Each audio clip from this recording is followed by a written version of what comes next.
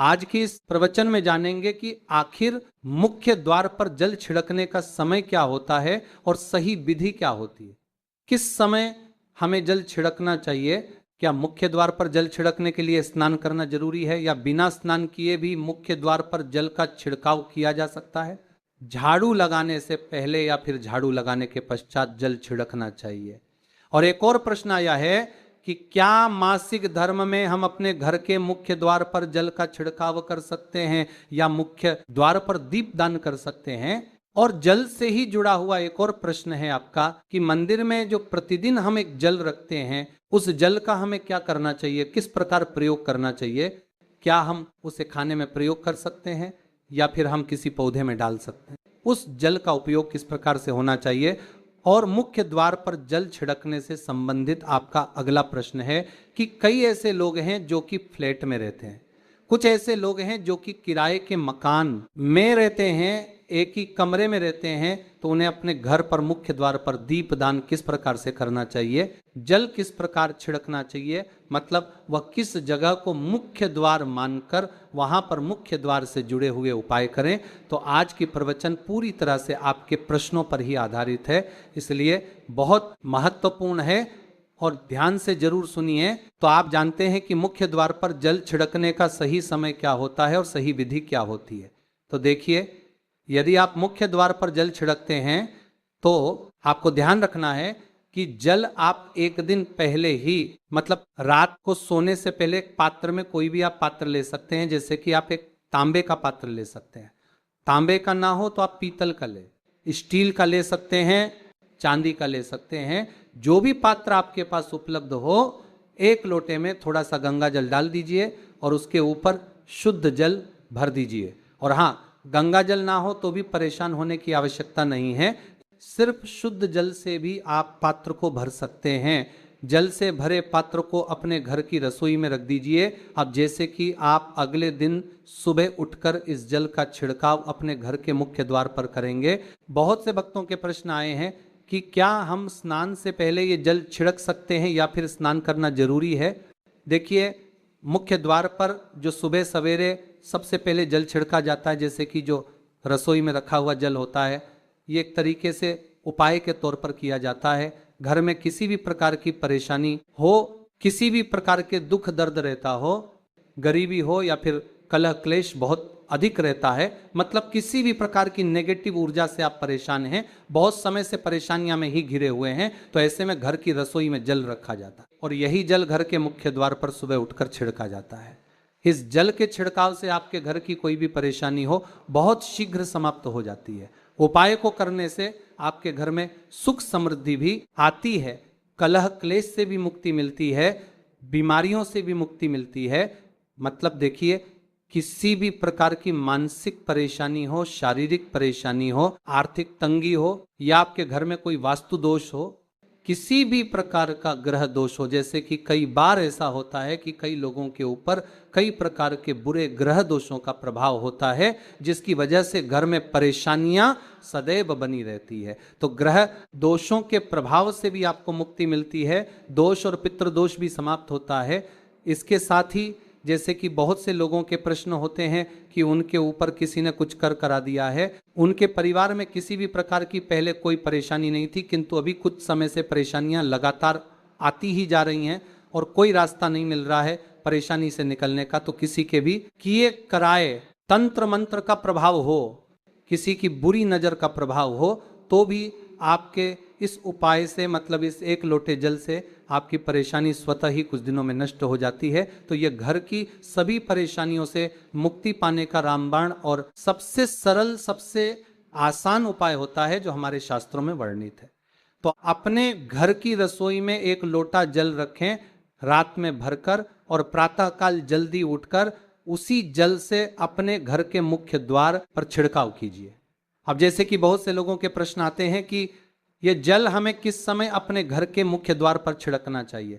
तो देखिए, सुबह सूर्योदय होने से पहले इस जल का छिड़काव आपके घर के मुख्य द्वार पर हो जाना चाहिए। आप चाहे इसके पश्चात आप शुद्ध जल से, मतलब किसी भी दूसरे जल से अपने घर के मुख्य द्वार को धोते हैं तो पश्चात में भी धो सकते हैं, कोई समस्या नहीं है। किंतु इस जल का छिड़काव घर के मुख्य द्वार पर सूर्योदय होने से पहले हो जाना चाहिए। और अब जैसे आपका अगला प्रश्न है कि क्या हमें स्नान करके इस जल का छिड़काव अपने घर के मुख्य द्वार पर करना चाहिए या फिर बिना स्नान किए भी कर सकते हैं। ये जो हम जल छिड़कते हैं मतलब ये एक उपाय होता है, तो इसे हम स्नान करने के पश्चात नहीं करते हैं। सुबह जल्दी उठते हैं और उठकर सबसे पहले घर की रसोई में जाएंगे, उसके पश्चात उस जल को लेकर आप घर के मुख्य द्वार पर जाएंगे। मुख्य द्वार खोलकर मतलब मेन गेट खोल दीजिए और उसके पश्चात मुख्य द्वार पर इसी जल का छींटा दीजिए, छिड़काव कर दीजिए। और जल का छिड़काव करते समय अपने पितरों का ध्यान कीजिए, माँ का ध्यान कीजिए, क्योंकि कहा जाता है कि सुबह सुबह माँ लक्ष्मी प्रत्येक द्वार पर आती है, सबके द्वार पर आती है। जिनके भी द्वार खुले होते हैं, जिनके घर में जल का छिड़काव मुख्य द्वार पर हुआ रहता है, उसके घर में वह प्रवेश कर जाती है। तो माँ लक्ष्मी का अपने माँ में ध्यान कीजिए और एक तरह से प्रार्थना कीजिए कि हे माँ लक्ष्मी, आप मेरे घर में प्रवेश करें, मैं आपका स्वागत करने के लिए तैयार हूँ।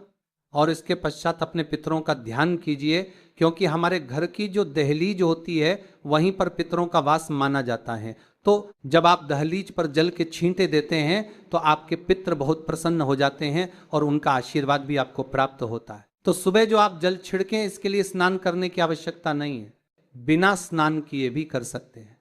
और अब आपका अगला प्रश्न है कि क्या झाड़ू लगाने के पश्चात हमें जल का छिड़काव करना चाहिए या फिर झाड़ू लगाने से पहले भी जल का छिड़काव कर सकते हैं। देखिए, जैसे मैंने आपको पहले ही बताया, सोकर उठने के पश्चात सबसे पहला कार्य जो आपको करना है वह जल का छिड़काव ही करना है। उसके पश्चात आप झाड़ू लगा सकते हैं। किंतु एक चीज का ध्यान रखिए, जब हम सोकर उठते हैं तो सबसे पहले बिस्तर पर बैठे हुए ही अपने दोनों हथेलियों को जोड़कर और दोनों हथेलियों को सामने से जोड़कर पूरी हथेली को देखा जाता है। उसमें मां लक्ष्मी का ध्यान किया जाता है, उसके साथ ही पंच देवताओं का ध्यान किया जाता है। देवता कौन कौन से होते हैं? माँ दुर्गा, भगवान शिव, भगवान श्री हरि विष्णु, गणपति, गजानन और भगवान सूर्य देवता, पंच देवताओं का ध्यान हम अपने हाथों में ही करते हैं। अपने इष्ट देवता का और पंच देवताओं का ध्यान अपनी हथेलियों में कर लीजिए। उसके पश्चात दोनों हाथ जोड़कर सभी देवी देवताओं को प्रणाम किया जाता है और उसके पश्चात अपने हाथ से पृथ्वी का स्पर्श करते हैं, धरती को छूकर प्रणाम करते हैं 2 बार या 3 बार। और उसके पश्चात अपना दाहिना पांव पृथ्वी पर रखते हैं, धरती पर रखते हैं। उसके पश्चात ही बाकी के जो सभी कार्य होंगे वो उसके पश्चात ही किए जाएंगे। जल का छिड़काव आप उसके पश्चात ही करेंगे। सुबह उठने के पश्चात सबसे पहले हथेलियों के दर्शन, फिर धरती को प्रणाम कीजिए, फिर धरती पर पैर रखिए और उसके पश्चात रसोई में जाकर आपको जल लेना है और घर का मुख्य द्वार खोलकर मुख्य द्वार पर जल का छिड़काव करना है। माँ लक्ष्मी का और अपने पितरों का ध्यान करना है। उसके पश्चात आप अपने घर में आ जाएंगे और उसके पश्चात जो भी आपके रूटीन वर्क होते हैं, मतलब झाड़ू लगाएंगे या फिर आप स्नान करेंगे, ये सभी उसके पश्चात किए जाएंगे। और अब जैसे कि कई लोगों के प्रश्न आते हैं कि जब हम जल का छिड़काव करते हैं, क्या उसी समय हम घर के मुख्य द्वार पर झाड़ू लगाकर और पानी डालकर क्या हम मुख्य द्वार की अच्छे से सफाई कर सकते हैं? जी हाँ, बिल्कुल कर सकते हैं। पहले आप जो रसोई में रखा हुआ जल है उस जल का छिड़काव कर दीजिए, उसके पश्चात और भी पानी डालकर। मतलब यदि आपके पास जल और उपलब्ध है तो और जल और घर के मुख्य द्वार की अच्छी तरह से झाड़ू से या कैसे भी सफाई कर सकते हैं। और कई लोगों के प्रश्न आए हैं कि हम किसी फ्लैट में रहते हैं या फिर किसी ऐसे कमरे में रहते हैं, किराए के कमरे में, कि हमारे पास एक ही कमरा है, हम जल का छिड़काव या फिर दीपदान कहाँ पर करें, किससे हम अपना मुख्य द्वार माने। देखिए, जो आपका अपना कमरा है या फिर जो फ्लैट है उसका जो मुख्य द्वार है, आप उसी स्थान पर दीपदान करेंगे और उसी स्थान पर आपको जल का छिड़काव करना है।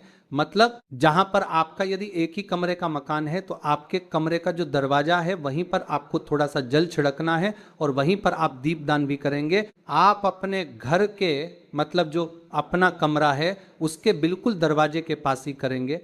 और आपका अगला प्रश्न है कि क्या मासिक धर्म में हम अपने घर के मुख्य द्वार पर जल का छिड़काव कर सकते हैं, दीपदान कर सकते हैं? जल का छिड़काव करने के लिए मासिक धर्म चालू हो या ना हो, उसे कोई फर्क नहीं पड़ता, आप जल का छिड़काव कर सकते हैं।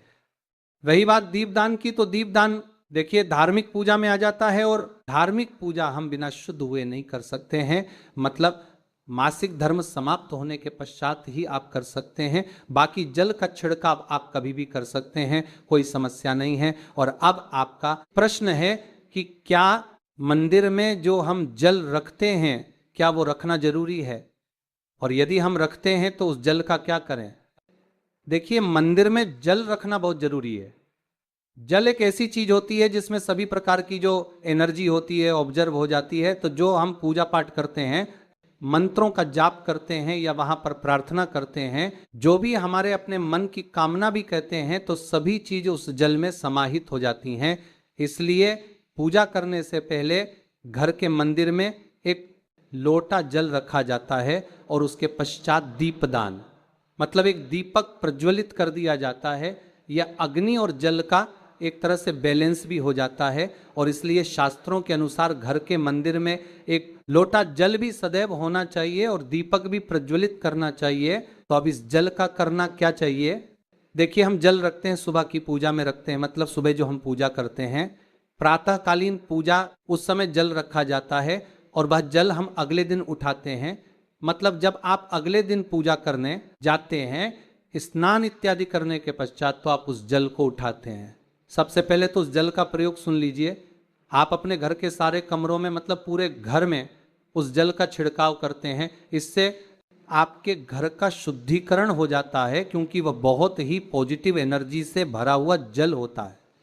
उस जल का छिड़काव करने से किसी भी प्रकार की नेगेटिव ऊर्जा का प्रवेश आपके घर में नहीं होता।